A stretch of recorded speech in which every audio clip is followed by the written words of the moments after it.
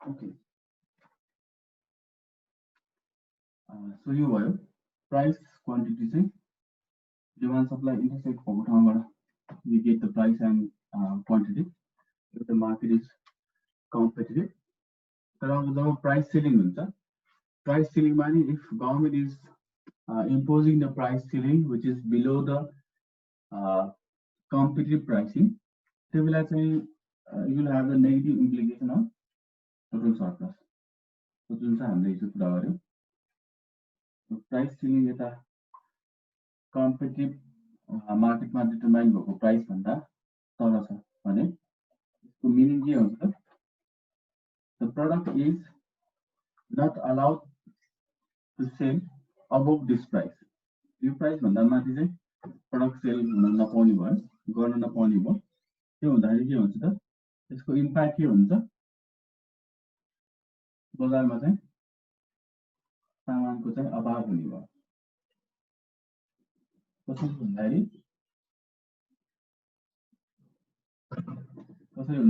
भन्दाखेरि price C हुने बित्तिकै डिमान्ड चाहिँ कति हुन्छ क्युडी हुने भयो भने सप्लाई चाहिँ क्युएस मात्र हुने भयो र डिमान्ड क्युडी हुने भयो सप्लाई क्युएस हुने भयो त्यसले गर्दा चाहिँ यहाँ सर्टेजको सम्भावना हो सर्टेजको केस के आउने भयो अब यसरी सर्टेज हुँदाखेरि के हुन्छ त भन्दाखेरि certain consumer will benefit because they are getting the product at cheaper price compared to previous price. Previous price compared to they are getting the product at cheaper price. So certain segment of consumer will benefit from this price ceiling. Certain chunk of customer will return without any product. Product नलिकन यतिकै फर्किन्छ भने प्रोड्युसरको केसमा के हुन्छ त पहिलाको price भन्दा कम price पाउने भयो जसले गर्दा उसले के त क्वान्टिटी सेल पनि घटाउँछ र प्राइस चाहिँ अब लोअर प्राइसमा बेच्नु परेको हुनाले क्वान्टिटी सेल घटाउँछ र यसले गर्दाखेरि प्रोड्युसर सर्प्लस चाहिँ घट्ने हुन्छ यसलाई हामीले डिस्ट्रिब्युट हेर्छौँ हैन सो ए बी सी तो यो हुँदाखेरि हामीले डिस्कसन गरे आन्सर के थियो त भन्दाखेरि initial consumer surplus when there was no price ceiling भने चाहिँ हाम्रो यसमा के हुन्थ्यो त भन्दाखेरि B plus E हुन्थ्यो त्यसले गर्दा इनिशियल प्रोड्युसर सरप्लस भनेको when there was no price ceiling भने चाहिँ के हुन्छ त A plus B plus C हुन्थ्यो कसरी हामीलाई थाहा छ हामीले कुराहरु सेक्यौं हैन सो सप्लाई कर्भ प्राइस र यो y एक्सिस ले बाउन्ड भएको एरिया भनेको A B C भयो त्यसले गर्दा प्रोड्युसर सरप्लस चाहिँ यो ट्रायंगल भयो यो ट्रायंगलमा के छ त A B C छ र यो ट्रायंगलमा हाम्रो के छ त A B C छ त्यसै गर्दा माथिको ट्रायंगल भनेको कन्ज्युमर सरप्लस भयो यो ट्रायंगलमा हाम्रो के छ त D र E छ भने प्राइस सेलिङ इम्पोज भइसकेपछि हाम्रो new consumer surplus new producer surplus चाहिँ के हुन्छ त चेन्ज हुन्छ सो न्यू प्रोड्युसर सरप्लस के हुन्छ अब प्राइस सेलिङ प्राइस के भयो सो प्राइस सप्लाई कर्भ र यो भनेपछि त्यो सानो ट्रायंगल मात्र रहने भयो प्रोड्युसर सरप्लसमा यो के भयो त्यसै गरी कन्ज्युमर सरप्लसको केसमा के हुन्छ त यो क्वान्टिटी सप्लाई यति मात्र पाउँछ बजारमा यो भन्दा बेसी क्वान्टिटी किन्न पाउँदैन बजारमा भनेपछि सो यो यति मात्र किन्न पाउने हुनाले 80% चाहिँ अब क्वान्टिटी यति मात्र अवेलेबल छ तो यहाँदेखि यहाँसम्म क्युएस देखि क्यू यति क्वान्टिटी चाहिँ बजारमा हुँदैन जसले गर्दा यो 80% चाहिँ के त अब कन्ज्युमर सरप्लस डिक्लाइन हुने भयो भने अर्कोतिर के हुन्छ त प्राइस त कम भयो प्राइस कम भएको हुनाले अब एक्जिस्टिङ कस्टमरहरुमा चाहिँ सर्टेन कस्टमरले चाहिँ के त आफ्नो बेनिफिट पाउने भयो त्यसलाई हामीले कसरी रिप्रेजेन्ट गर्छ त यो E plus B चाहिँ के त न्यू कन्ज्युमर सरप्लस हुने भयो E plus E हो E plus E चाहिँ न्यू कन्ज्युमर सरप्लस हुने भयो सो यो त्यसमा के हो त प्राइस चाहिँ भयो अनि यो क्वान्टिटीले यता रिस्ट्रिक्सन गरेको छ पर्सन र अर्को डिमान्ड छ अनि भयो त्यो चार त के त साइडबाट चाहिँ बाउन्ड हुने भयो which is b plus e भयो त यो हुँदाखेरि हाम्रो यसको अल्टिमेट रिजल्ट के भयो त consumer surplus will increase, producer surplus will decrease. Producer surplus will decline हुने भयो त b plus c एरियाले डिक्लाइन हुने भयो जुन हामीले हेर्न सक्छौँ यसको डिफरेन्स भनेको के हुन्छ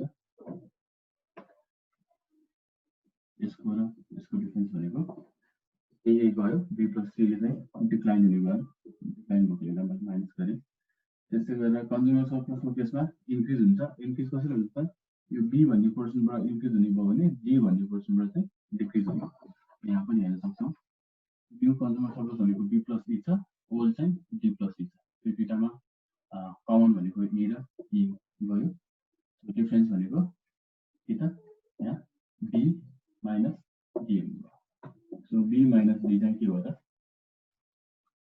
कन्ज्युमर सरप्लस चाहिँ इन्क्रिज हुने त हामीले यो यतिसम्म चाहिँ हामीले कुरा गरिसकेका हैन अब यसैलाई लिएर चाहिँ हामी के गर्छौं भन्दाखेरि एउटा न्यूमेरिकल गर्छौं यसको डाइरेक्ट न्यूमेरिकल यता बुकमा नहोला तर हामी त्यसलाई बनाउँछौं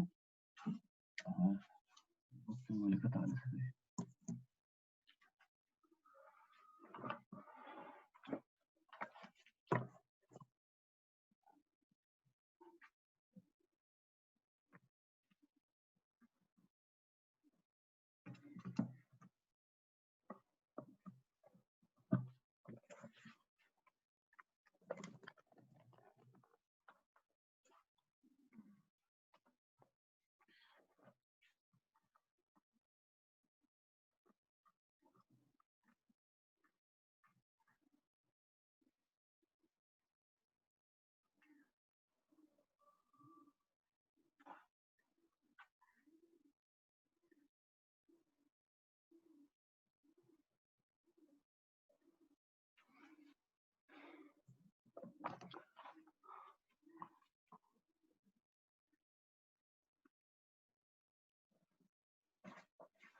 So यसको एउटा प्रब्लम लेखौँ है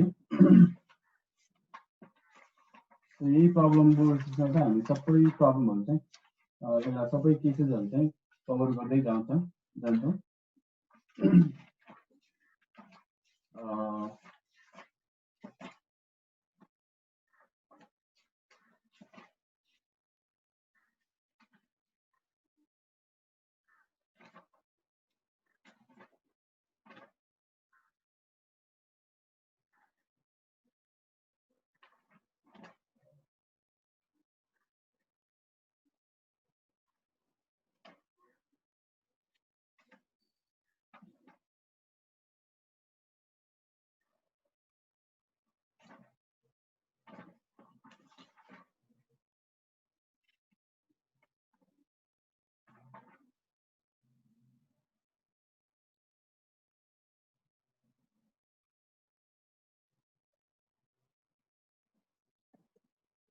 एउटा क्वेशन लेखौँ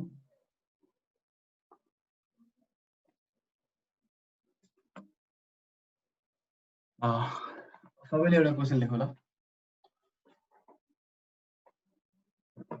The demand and supply function of wheat grain are depicted by the following equation. So page number यो 332 बाट लिइरहेको छु तर यसमा चाहिँ म सबै केसेसहरु थप्दै जान्छु एक्ज्याक्टली त्यही किताबको क्वेशन गर्दैन म त्यसमा यो सबै हाम्रो यो केसेसहरु चाहिँ म थप्दै जान्छु क्वेशन चाहिँ लेखिराख्ने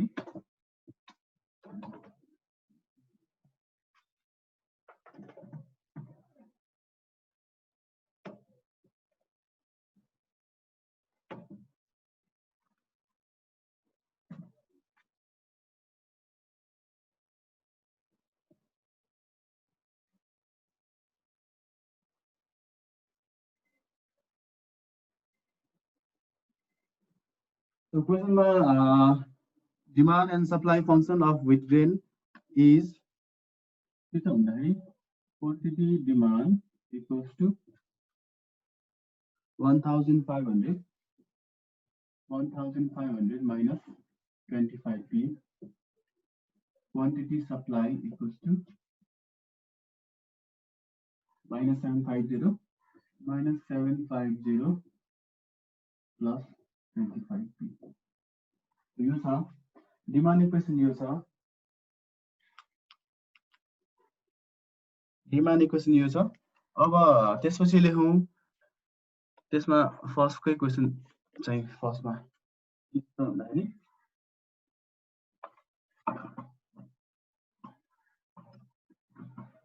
what are the equilibrium price and quantity of wheat before what are the equilibrium price and quantity under competitive market scenario.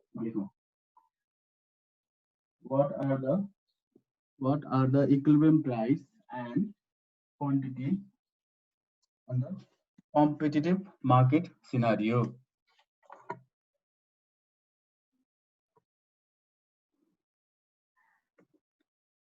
लिखो what are the equilibrium price and quantity under competitive market scenario. So first number को question यही भयो. So यो यसैमा म question चाहिँ थप्दै जान्छु हैन. यसले सबै केसेसहरु चाहिँ कभर हुने गरी जान्छ म. कम्पिटिटिभ सिनारियोमा चाहिँ इक्विलिब्रियम प्राइस र इक्विलिब्रियम क्वान्टिटी चाहिँ के हुन्छ भनेर सोधेछ है first number question. So first number क्वेशनलाई हामी सल्भ गरौँ. त्यसपछि म यसमा फेरि क्वेशन एड अन गर्दै जान्छु.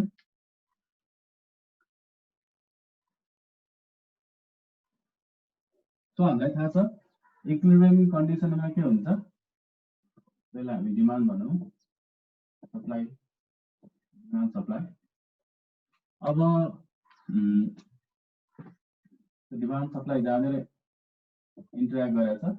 So that point is the equilibrium point. The equilibrium point बाट चाहिँ we get the equilibrium price and we get the equilibrium quantity. So equilibrium मा के हुन्छ त डिमान्ड र सप्लाई इक्वल हुन्छ. So त्यो हुनाले फर्स्ट नम्बरको क्वेशन त कुनै गाह्रै भएन. So for equilibrium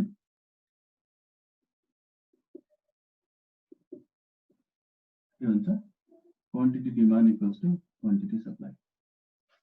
यसलाई सल्भ गरौँ.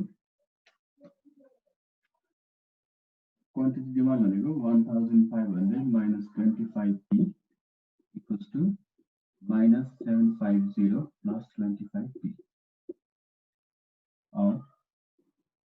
अब like term 1500 plus 750 equals to 25p plus 25p. जो value कति आयो त्यहाँ 22 से 50 50 और e equals to 50 divided by 50. So यो हुँदाखेरि यसको भ्यालु कति आउँछ? सो भ्यालु कति आउँछ निकालौँ त. यसको भ्यालु कति आयो?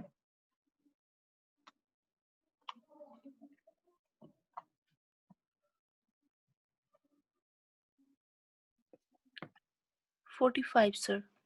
45 okay. So इसको प्राइस आयो 45. अब इक्विलिब्रियम प्राइस हामीसँग छ which is 45. अब क्वान्टिटी निकालौं. क्वान्टिटी निकाल्नलाई either we can put this value in demand function or in the supply function. जुनमा आए पनि मैले यहाँ simply demand मा हाले.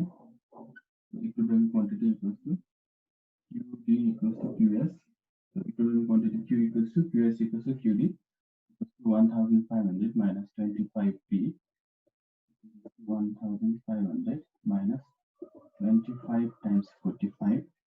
यो गर्दाखेरि कति आउँछ यसको भ्यालु 375 भयो. कति आउँछ क्वान्टिटी यसको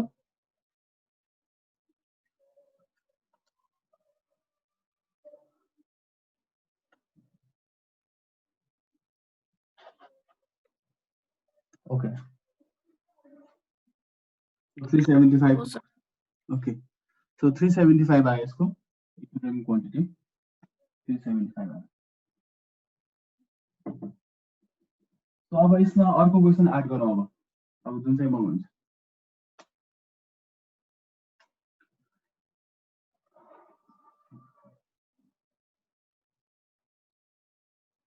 फर्स्टमा लेखौँ. सेकेन्डमा चाहिँ क्वेसन लेखौँ. Compute consumer surplus, producer surplus, and total surplus at equilibrium price, at equilibrium condition.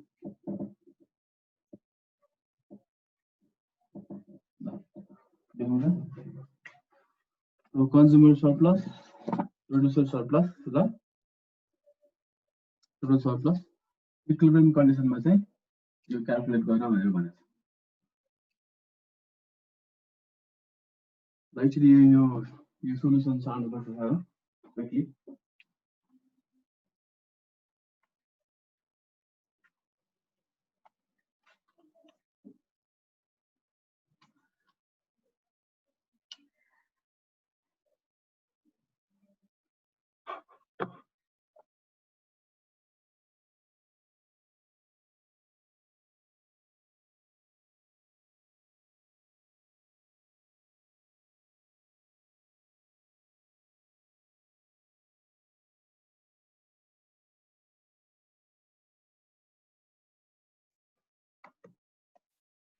Okay, अब हामी अगाडि बढौँ.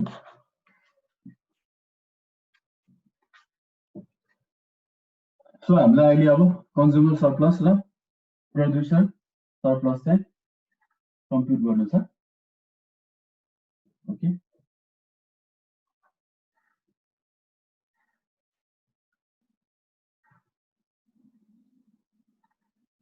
फिगरलाई चाहिँ म यता बनाउँछु. हाम्रो सेकेन्ड क्वेसन भनेको, सो फर्स्टमा हामीले निकाल्यो इक्विलिब्रियम प्राइस भनेको 45, इक्विलिब्रियम क्वान्टिटी भनेको 375. अब सेकेन्डमा हामीलाई के छ, consumer surplus equals to what, अनि producer surplus equals to what, total surplus. Okay,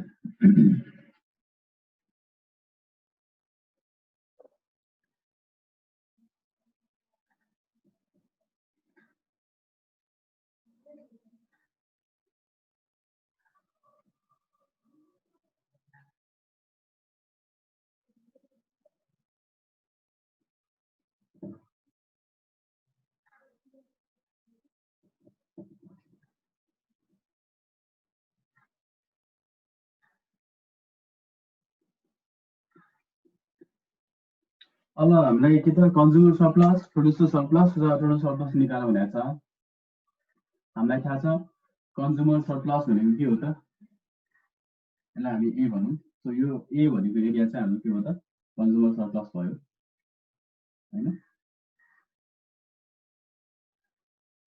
भने यो ए भनेको एरिया चाहिँ हाम्रो प्रोड्युसर सरप्लस भयो भने बी भनेको एरिया चाहिँ हाम्रो कन्ज्युमर सरप्लस भयो.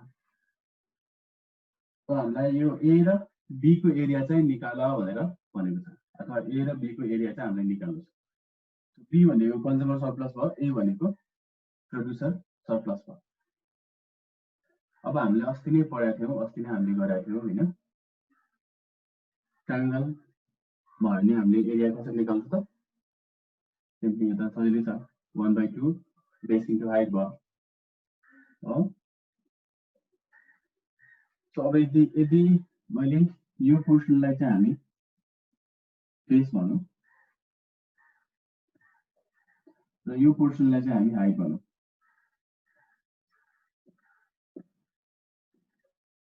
भन्दियो भने हामीसँग बेसको भ्यालु निकाल्नलाई सजिलो छ. यहाँदेखि यहाँसम्मको डिस्टेन्स भनेको प्यारलली यता तलतिर हेर्यो भने यो ओक्यू हो, यहाँदेखि यहाँसम्मको डिस्टेन्स भनेको ओदेखि क्यूसम्मको डिस्टेन्स हो विच इज 375 हामीसँग बेस छ भने हाइटमा चाहिँ हामीलाई प्रब्लम छ हाइटमा चाहिँ हाम्रो यहाँदेखि यहाँसम्मको डिस्टेन्स भनेको हाइट हो सो यहाँदेखि यहाँसम्मको डिस्टेन्स निकाल्नलाई तलको प्राइस तलको के त भ्यालु त छ 45 यो माथिको भ्यालु चाहिँ छैन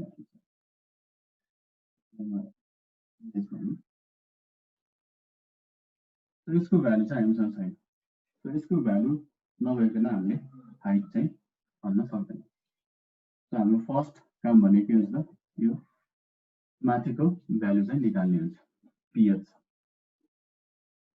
अब यो पोइन्ट निकाल्न हामीले हेरौँ त यहाँ के छ यसले डिमान्ड इक्वेसनलाई चाहिँ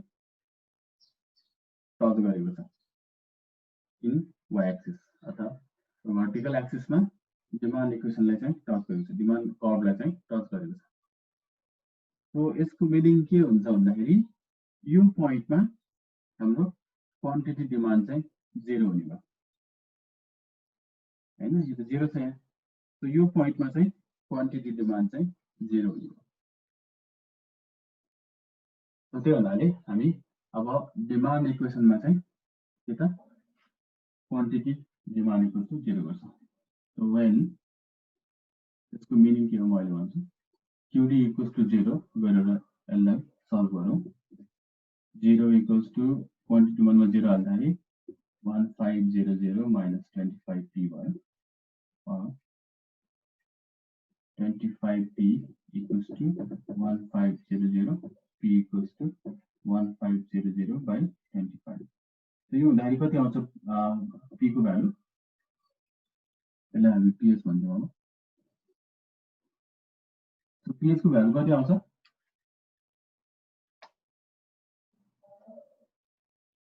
कति आउँछ गाइस 60 ओके सो ps को भ्यालु चाहिँ 60 आयो so यसको मिनिङ के हो त ps को भ्यालु 60 आउनु भयो so यदि बजारमा चाहिँ प्राइस 60 भयो भने कुनै पनि कन्ज्युमरले चाहिँ सामान नकिन्ने हो सामान नै नकिन्ने भयो क्वान्टिटी डिमान्ड नै नहुने भयो प्राइस चाहिँ 60 रुपैयाँ कायम भयो भने चाहिँ त्यो सामानको चाहिँ डिमान्ड नै नहुने भयो भन्ने कुरा हो सो अब हामीसँग अप्पर भ्यालु पनि अप्पर के त लिमिट पनि भ्यालु भयो हामीसँग यता हो सो भनेपछि अब हामी यो यसको हाइट पनि निकाल्न सक्छौँ सो बेस अलरेडी छ हाइट अलरेडी छ भनेपछि अब हामी कन्ज्युमर सरप्लस निकाल्न सक्ने अवस्थामा पुग्यौँ त्यसैले अब हामी गरौँ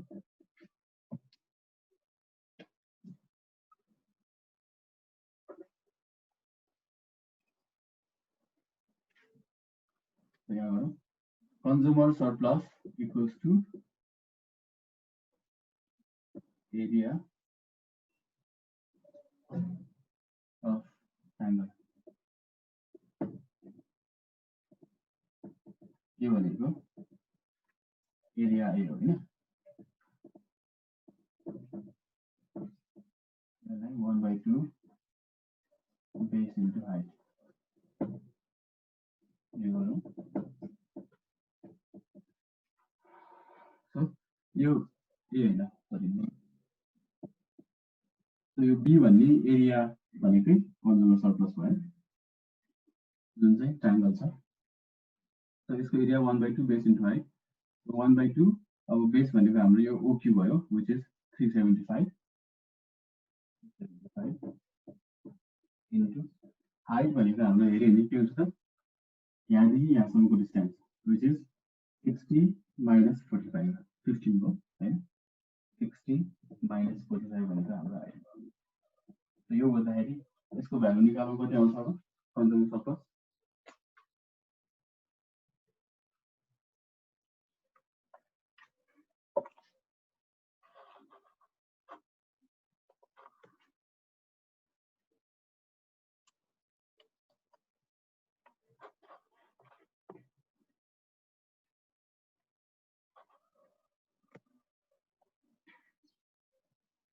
कति आयो अनिसा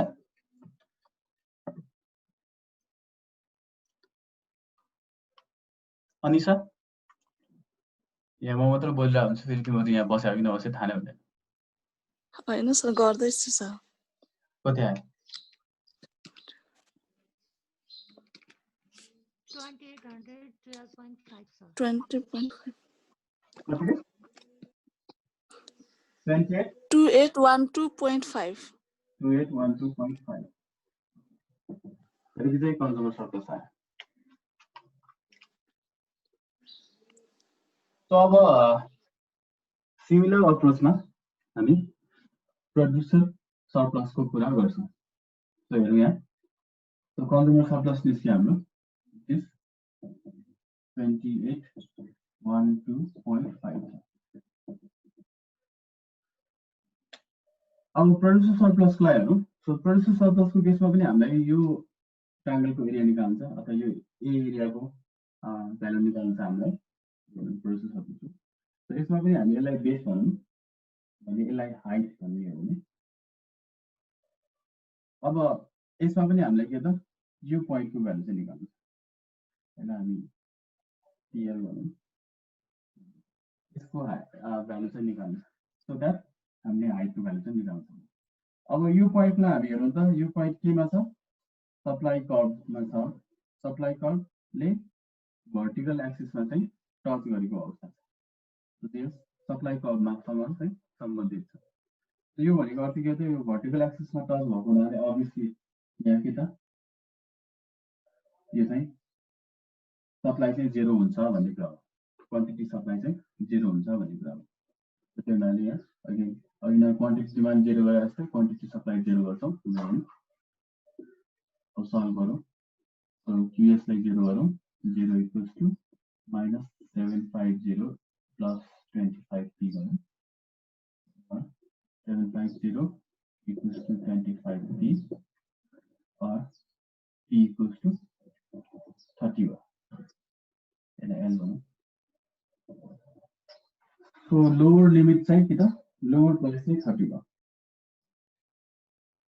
यसको मिनिङ के हो त यदि बजारमा चाहिँ प्राइस चाहिँ 30 रुपैयाँ भयो भने सप्लायरहरूले प्रोड्युसरहरूले चाहिँ सामानै बेच्न छोडिदिन्छ सामान्य प्रोड्युस गर्न छोडिदिन्छ सामान्य बेच्न छोडिदिन्छ सामान्य बेच्दैन यदि प्राइस चाहिँ 30 भयो भने प्राइस चाहिँ 30 अर त्योभन्दा तल भयो भने सप्लायरले चाहिँ सामान्य नबेच्ने भयो अब हामीसँग लोवर भ्यालु छ हायर भ्यालु छ सो यसको लागि हाइट निकाल्ने हामीसँग यसमा पनि भयो सो त्यो हुनाले निकालौँ producer surplus equals to area of triangle which is area A भयो हैन सो यसमा पनि अब 1/2 बेस इन्टु हाइट सो यसको केसमा बेस भनेको के भयो त अगेन यसमा पनि OQ which is 375 times height भनेको हाम्रो के भयो त यहाँदेखि यहाँसम्मको डिस्टेन्स व्हिच इज 45 minus 30 यो गर्दाखेरि अगेन यसको भ्यालु पनि त्यही नै आउने भयो यहाँ पनि 15 भयो यहाँ पनि 15 भयो 2812.50 नै आउने भयो यसको पनि प्रोड्युसर सर्प्लस पनि हाम्रो के आयो त